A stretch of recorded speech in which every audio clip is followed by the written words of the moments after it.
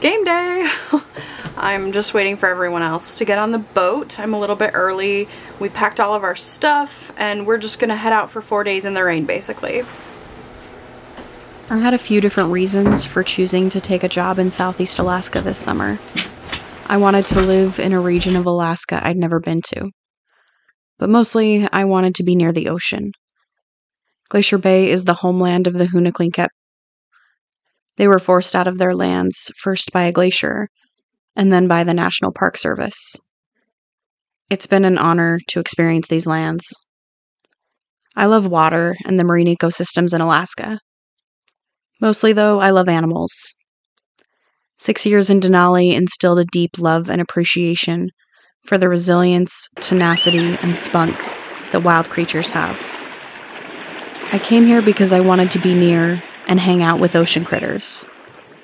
It's been wonderful to be followed in my kayak by curious harbor seals, the pups of the sea. I've listened to humpback whales breathing through the night just offshore of my campsite.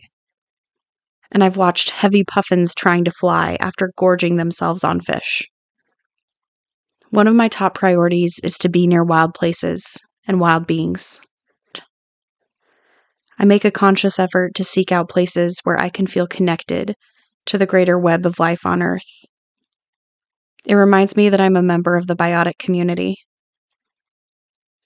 Access to the wilderness is incredibly difficult in Glacier Bay.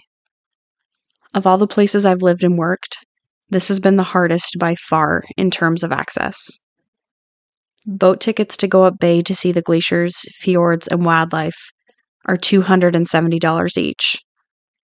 There are only 3 hiking trails here. And if you don't have a car, it's even hard to get to town for groceries. I've enjoyed aspects of this experience, and I'm also ready to leave. It's been raining all day. Everything is wet. Like, everything is wet. Franz Cromer. Well, and I was afraid of him. It's that I didn't like his joining us then. He already acted like a grown-up man, mimicking the walk and speech habits of the young factory.